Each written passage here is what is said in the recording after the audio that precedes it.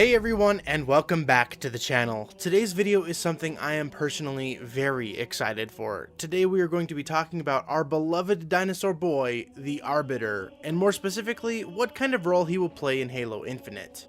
Now before I get started, it would be a huge missed opportunity to not thank you all for the massive support both here on YouTube and with my live streams over on Twitch. If you didn't know, I do stream on Twitch now instead of YouTube, and the love over there has been absolutely insane. Tomorrow's live stream is the last stream to fulfill all of the requirements for Twitch affiliate, and we are just 4 followers away to meet every single requirement for that status. So if you want to watch more of my live streams, go ahead and click the link in the description to drop me a follow. And I'll also be doing a giveaway as a token of appreciation for the massive support during that live stream. Okay, without further delay, let's get back to the topic of the video.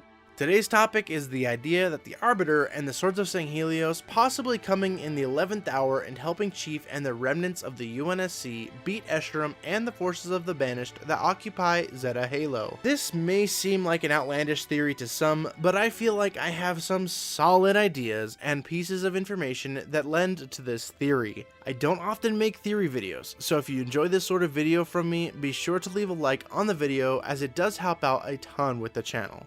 So first off, let's establish why I personally think this could happen.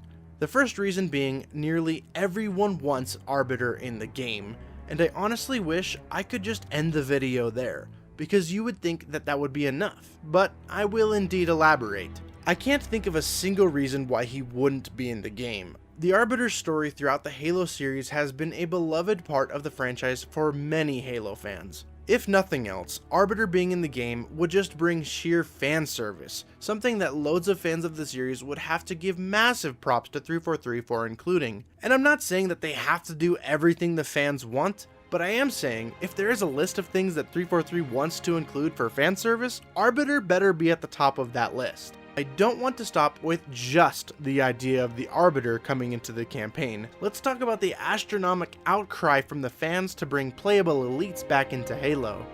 The option to play as an elite in Halo 3 is something that truly sets that game apart and adds to the level of iconicness that game has. If 343 brought Arbiter and the elites back into the campaign for Halo Infinite, putting the playable elites back into the mix for the multiplayer side of things just makes so much sense. I do understand that we live in an imperfect world, and the desire from fans alone is not enough for 343 to put Arbiter in the campaign and playable elites in multiplayer.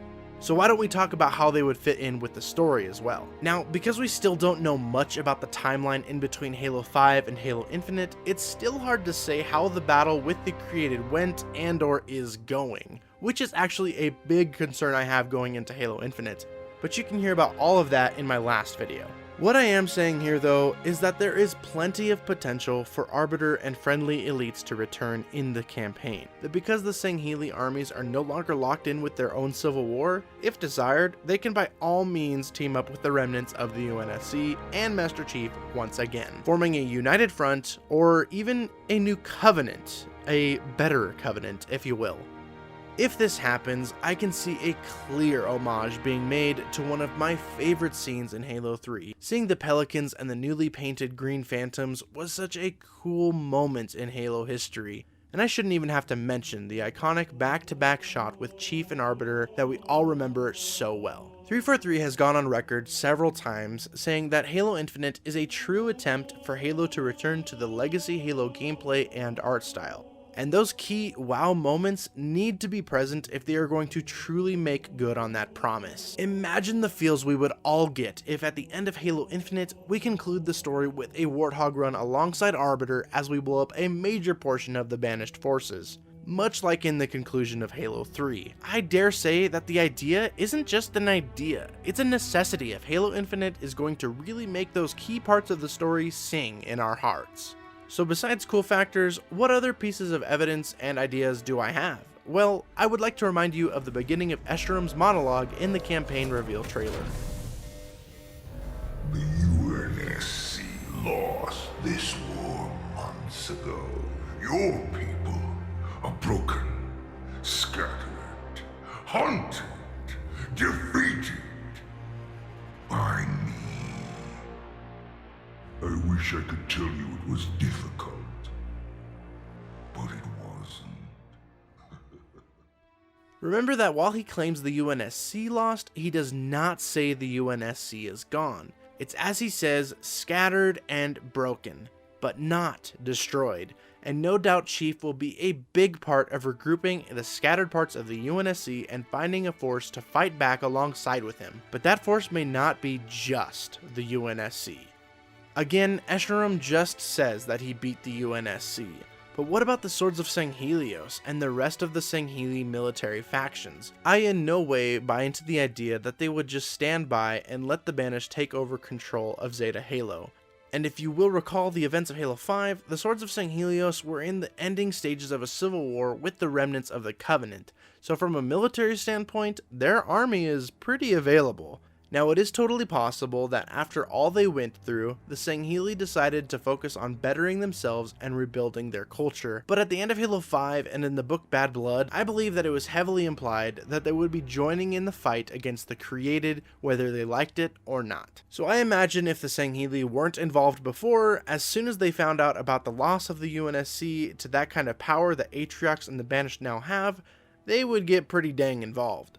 The inclusion of the Arbiter and the Elites would be such a logical and awesome way to help shift the tides in the battle with the Banished. It seems humanity really has no leg left to stand on from what we have seen so far of Halo Infinite. So the inclusion of the Arbiter and other friendly Elites would be a really great way to illustrate that shift in the tide of this war with the Banished. And again, if we want to talk about callbacks, this would be a huge callback to how the Elites shifting sides at the end of Halo 2 was a huge reason as to why the Covenant was defeated. Speaking of the Covenant being defeated, I am inclined to bring up the fact that the Banished would be natural enemies to the Elites anyway. If you'll recall the events of Halo 2, the Brutes taking over their role was a huge deciding factor in a lot of the Elites seceding from the Covenant, and also, learning about the Halo ring's true purpose.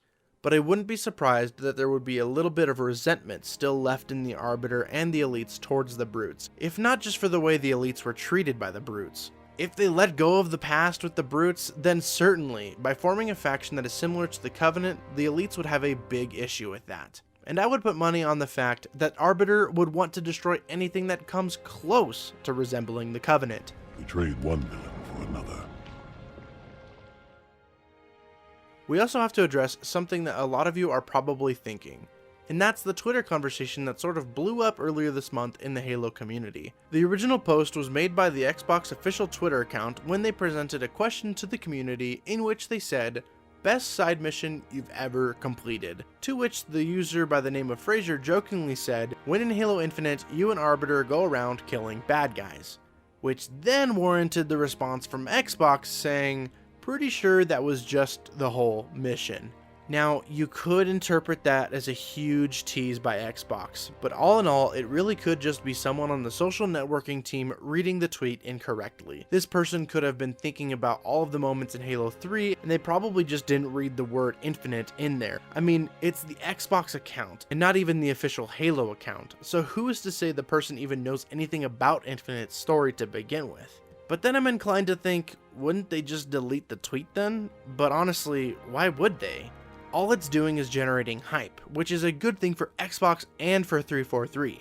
So even if Arbiter doesn't make his way into this game, it would be fun to go back to this tweet and have a good laugh. However, if this tweet was really a tease that we weren't supposed to know of quite yet, Xbox is just like, "You sly dog! You got me monologuing! I can't believe it!" So yeah, I can't say if there's really any credit to this particular conversation. I'll chalk it up to a rumor on the account that it really could be a misunderstanding. Overall guys, while nothing concrete has been shared by 343 or Xbox about the Arbiter returning, I firmly believe his return is inevitable. He is such a beloved character by Halo fans, and I certainly think the story more than enough calls for it. But what do you guys think? Do you think the Arbiter will return in Halo Infinite? And more so, do you think his presence is enough to push back the Banished forces on Zeta Halo? I'm really eager to hear your thoughts. Thank you all so much for watching, and if you did enjoy this video, again, please leave a like, it helps a ton, and if you're new, I hope to see you next time. And until next time, I'll see you online. VanillaSoup, out.